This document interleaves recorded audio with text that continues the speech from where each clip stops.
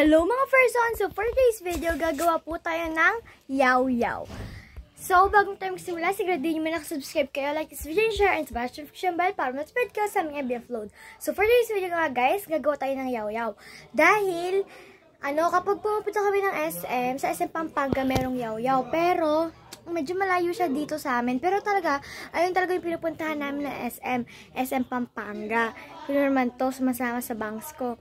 So, magpapagupit po pala ako guys kasi mahaba. Kaagad pong mahaba ang aking buhok. Kaya hanggang dito po ang aking papagupit. Hanggang dito. And ganito din po yung haircut. And may bangs din po siya. Pagpasensya nyo na po kung may narinig po kayo dahil po nandun po ang aking pamilya. Nandito po pala ako sa Kalumpit. And dito po sa Bulacan. Dito po sa Kalumpit, Bulacan. Pumasyal po kami dahil dito po kami magbabakasyon ng 1 week.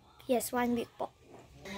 And sa May naman po, kasi April ngayon, sa May naman po, doon naman po ako siguro sa Pampanga, sa mga pinsan ko po, para kumpleto po kami.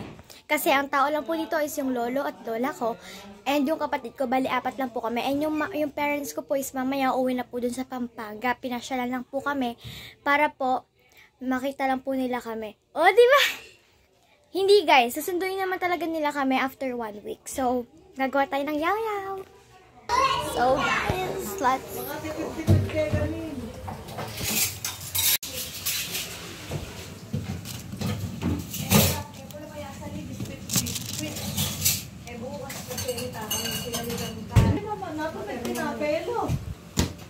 ko,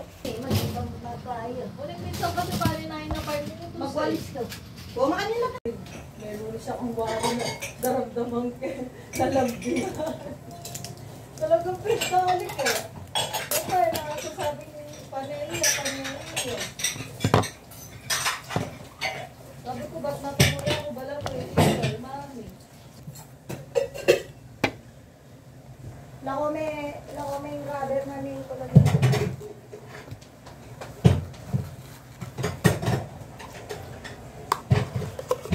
Ate, kunin mo yung map.